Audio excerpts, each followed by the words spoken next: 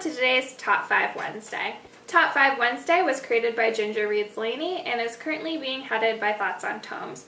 Both of their channels and the Goodreads group will be linked down below, so see that for more details. This week's topic is Top 5 Summer Reads. So number 1 is a series instead of a book, and it's the Sweep series by Kate Tiernan. I first read this series when I was about 12, which actually may have been a bit too young.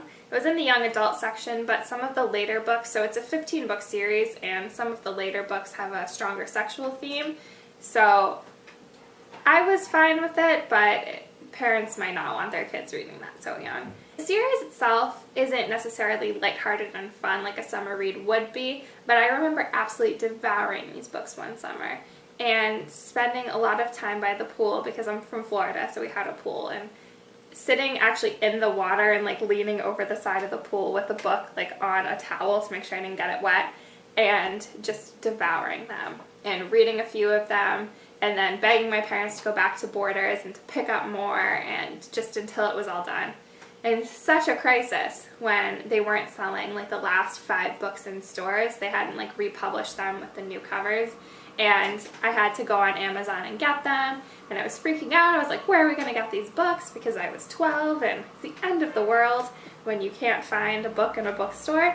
So my mom had to show me how to use Amazon and whatever.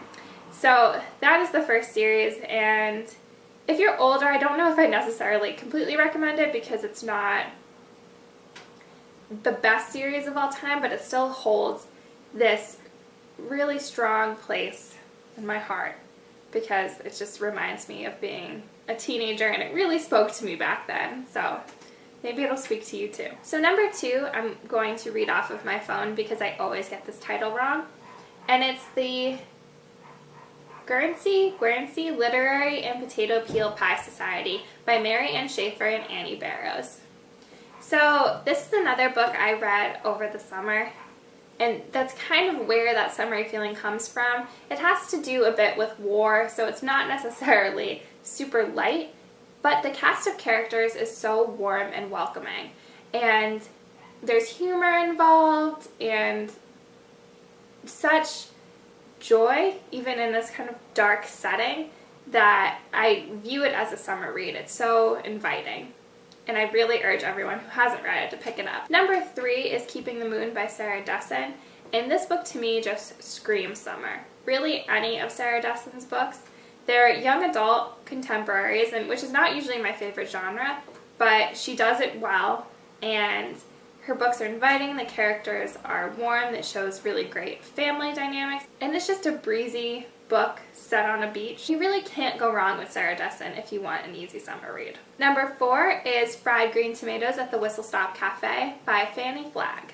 This book isn't light in terms of content, not in the slightest. It deals a lot with racism and small towns and conflict, but it's got that old Southern charm that has readers flocking to authors like Fanny Flagg and Flannery O'Connor and Mark Twain. So if you're looking for that deep South Southern literature, then this is definitely a book to check out.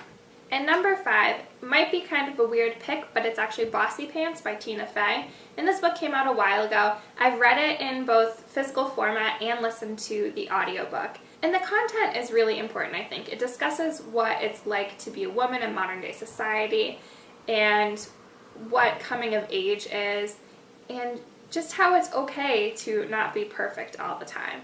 And I think that's a really good message to get across, but it's also hilarious. It's so good.